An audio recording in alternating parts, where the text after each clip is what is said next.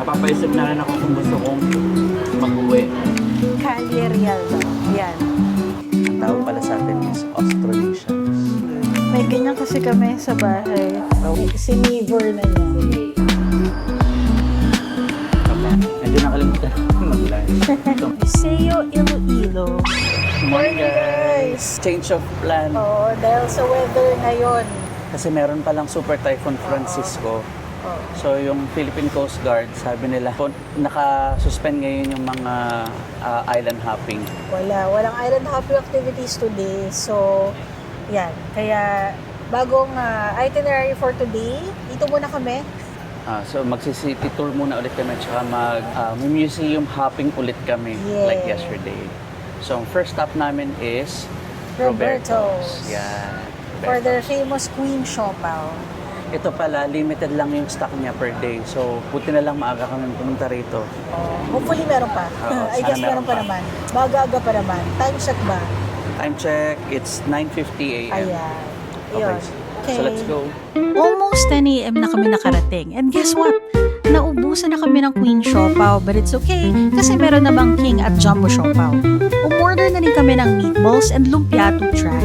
May pila pero super bilis lang. Within 5 minutes, na-serve na agad ang order sa amin. So efficient! Let go.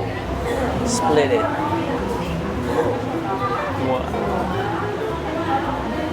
May egg rin. Mako na to. Manamis-namis. Itlog. Ayoko na ng itlog. Kunin mo na lang. Kunin mo. Okay, diyan ka rin kumagat sa kinagatan ko. Meron siyang Chinese chorizo, bacon, egg. So, ham, Chinese sausage, chicken pork adobo with egg. Yun yung So, hindi pala bacon, sorry. Hindi. Yung bacon nandun siya sa queen. Bukas na try namin. Kailangan namin magbabaon. Magdadala sa Manila ng queen. So, agahin namin tomorrow. Napapaisip na rin ako kung gusto kong mag-uwi. Sarap ng meatball. Sarap ng Shanghai. Malasa ng meatball. Basically, yun yung laman din. Kaya kami Shanghai. Shanghai.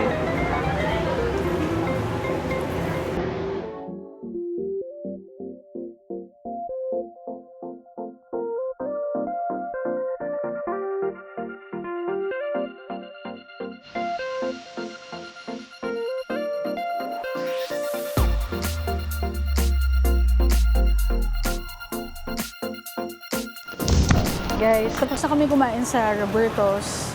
So, gusto lang namin pakita sa inyo kasi nasa JM Basa Street, which is yung kanilang Calle Real daw. Ayan. Hanggang hindi ito pa malakas masyado yung Oo. ulan. Ayan, nakikita nyo sa likuran namin. Pero pakita ko na mas maganda siya. Wait lang. Ayan. So, yung Sarabia, I'm not sure kung nakikita nyo, pero yung Sarabia Optical na building. Ayan siya. So, dyan kami galing. Dyan yung Roberto sa ilalim. Ang Calle Real. Real. Ang Hagrid pala ng buhok ko. Okay lang yan. Go. Ayan. Kita mo talaga yung Spanish Influence. influence. Ayan, no? Yung mga buildings dito. At saka matatagal na to na building, ginamit na lang ulit nila. Gaya ng mga Oo. ginagawa nila sa ibang bansa. Parang originals, ito pa rin yun, no? Original Oo. structure. Gaya nitong si S. Villanueva since 1927. Kita ba sa camera? Oo, kita yan. Itong Since stretch. 1927 siya. So, itong stretch na to. Calle Real. Yan. Yung buong stretch na yan. Ito. Dito siya, guys, sa JM Basa Street. Okay guys, so we're here at Museum of Philippine Maritime History. Ang ating first museum for today. Umupo. Ito ang entrance. Start here.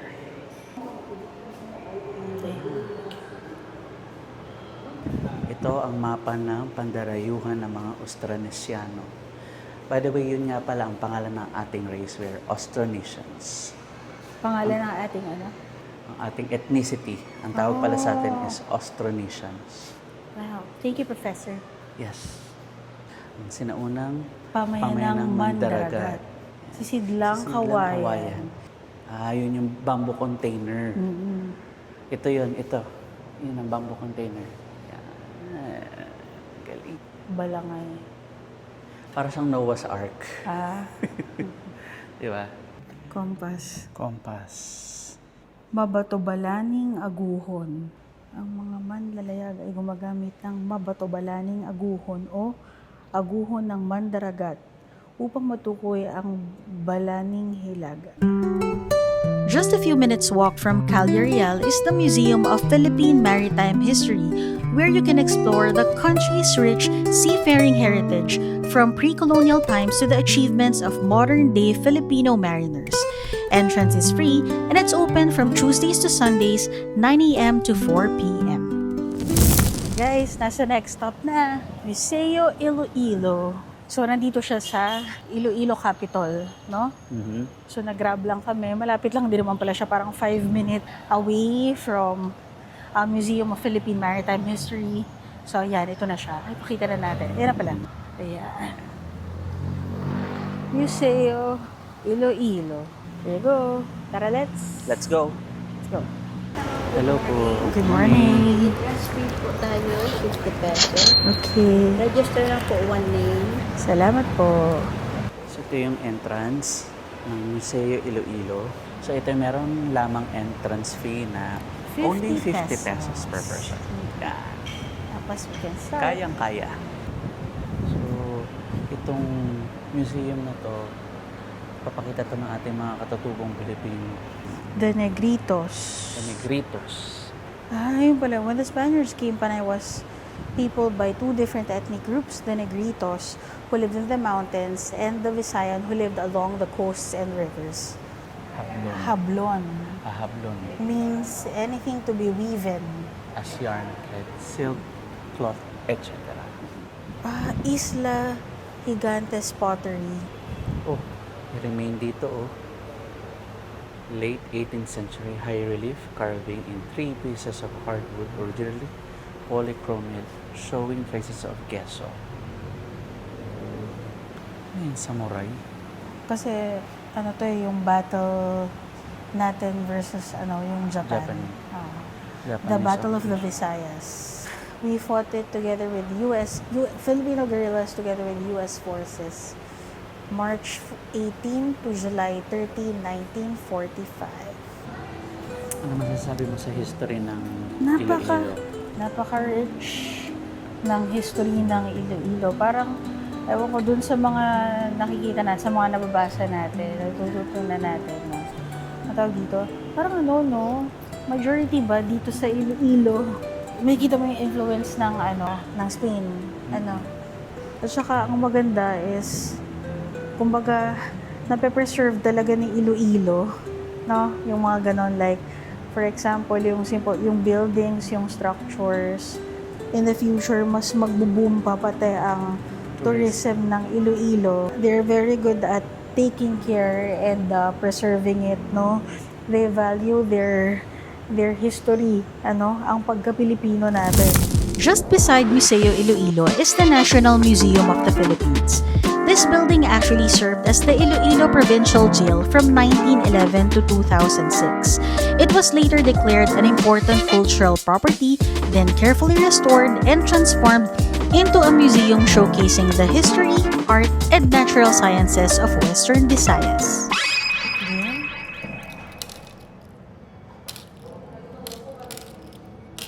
May ganyan kasi kami sa bahay. Bawal So, kami kami nito. naglalaro. Masusunog ang bahay. Kasi di ba nagkakasunog to? Oo. Ay. Guys, nanalo ako by 1. Dito na tayo sa Iloilo Business Park or Mega World Boulevard. Puntahan na ba natin ang Iloilo Museum of Contemporary Art, Ilomoca? O sige, since andito na tayo sa Ilomoca, Sige, pakita ko lang. Ito K-Town. Wala lang. Alam ko K-Town na to eh. Itong part na to.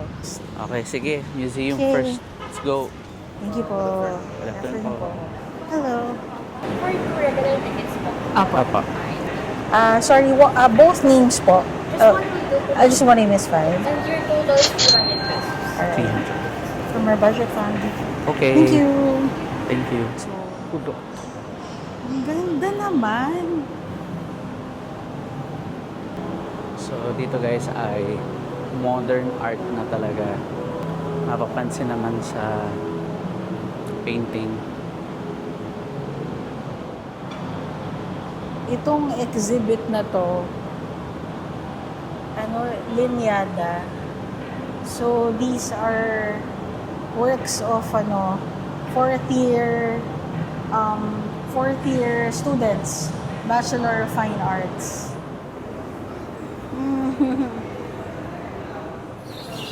Reunion ang title nitong sculpture na. Ang galing naman.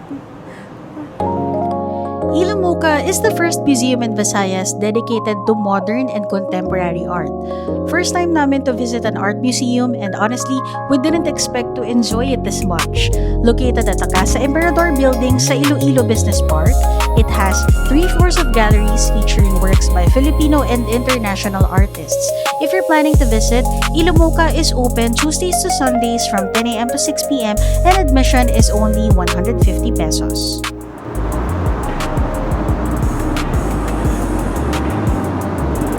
Yan siya. Binaliktad. Done with Ilomoka. So, after that, magta-try kami ng branding. Dito sa branding. We'll go to Branding Museum. Iba't iba pala yung fusion ng ano dito. Yung badok. Yan, sa mga alcohol drinkers. Visit kayo dito. Dito, sir, Mama Lucy. Museum pala sila. Let's go. Sa museum. Oo nga. This is the first and only brand museum in the Philippines. As you can see, that's the oldest bottle they on this from the 1800s. It has 60 proof or for 30% alcohol burden. Dating back 1800s pa yung It bottle. was actually found in caves as paint pollution. From the dirty system, traditional tools before they use zapatos for pressing and crushing the grapes. Also, after that, the extracted juice will be fermented here in the Barangay. And then second hand is used during the grape harvest as well as captains used for the laborers to carry waters. Wow, ganyan yung sapatos. O, yun pang crush ng grapes. Happy drinker po ba kayo mga children? Ay, hindi naman. Tumigil na, fatty liver na. 16 euros brand. Yan po yung Grapes. Phylloxera. Oh, that's a Grapevine. grapevine. yes. Grapevine. Ay, ganyan siya ginagawa. Pot still. Yeah, advanced stage. Through distillation process. Yan, distillation. The head, heart, and tail. It's made of copper, but still gold and kitara. Pero it's Spanish. Emperador also acquired the Mexican brand. So as we have here, if you want, we have Scotch whiskey also. Ang mga Scotch. And then, yun nga, wine smell. Mexican. Guys, wine, whiskey tasting. Whiskey tasting kami. Ito yung whiskey. Yeah. Paper, broken glasses.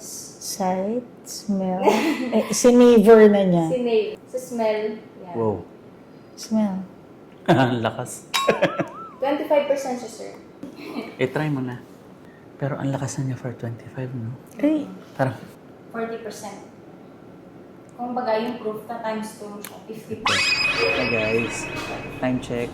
It's 3:05. p.m. Medyo nakalimutan ako mag-lunch. So ngayon pa lang kami magla-lunch. Andito kami sa Big Piece. So nag-order kami ng... Yan. So, pareho kami. Ano nga to? Side by side. And then, syempre, meron kaming Chicken salad. Ang tawag ito, chicken salad. Tiki-wiki. Tiki-waki. Tiki-waki. And blue lemonade. So magla-lunch muna kami kasi gutom na kami. Hindi pa kami kumakain. It's past 3 na. Shibugan muna. Hello guys! After namin mag-late lunch kanina, umuwi muna kami sa bahay para magpahinga. So, we figured na gusto naman namin mag-relax. So, Nag-book kami ng massage dito sa Recovery Iloilo. Ito. Recovery. Yan, recovery. So yun, pamper time. Yes. See you later. Later. What better way to spend your last night in Iloilo with a much-needed pamper session? Recovery Iloilo is by appointment only and offers massages, therapy, and even Japanese head spa. I-screenshot nyo na lang to for their list of services and rates. Last 2 customers kami, umabot! Sige. Massage na kami. Ako magpapa-head scrub. Agad Siya na lang po. magpapa-head massage. Hindi, facelift yun. Facelift. Oh, Yung okay. parang face massage lang daw yun. At saka, tsaka yung sa body rin. Pero hindi ako combination kasi ayoko ng hard massage.